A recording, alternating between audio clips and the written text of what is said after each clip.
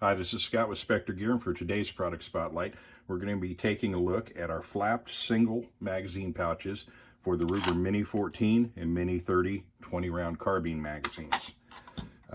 As you can see, the pouches have a similar look, and they are identical in terms of layout and build. However, there is a difference in terms of physical size, and that being the Mini-30 pouch is a bit taller than the Mini-14. Thus, they are not interchangeable, so you need to order specific based on whether or not you're going for a Mini-14 5.56 millimeter mag or a Mini-30 7.62 by 39 millimeter mag. But otherwise, pretty much the same thing. There are two versions of these, though. The first version is a MOLLE compatible version for use with MOLLE compatible carriers, chest rigs, plate carriers, etc. This features our Specter snap system, with the attachment straps being removable and replaceable in the field should you have a snap failure. But again, this is compatible with all current MOLLE systems.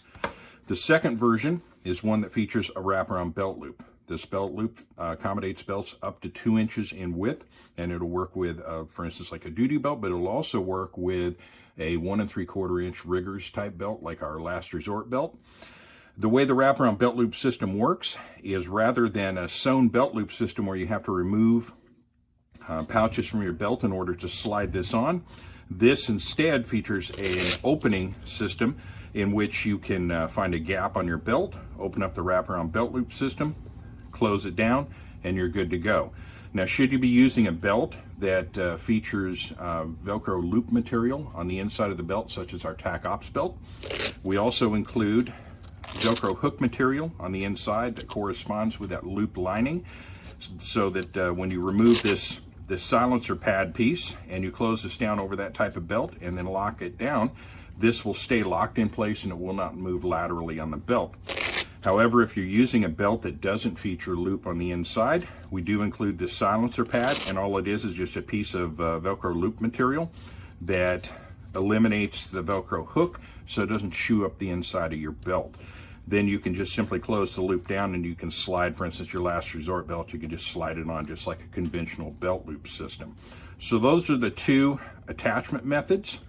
As for the operation of the pouch and the materials, simple Velcro closure system featuring our vertically oriented pull tab, which we find to be particularly fast rather than have a pull tab hanging off the bottom of the flap that can get caught under the flap or be difficult to fish out with your fingers.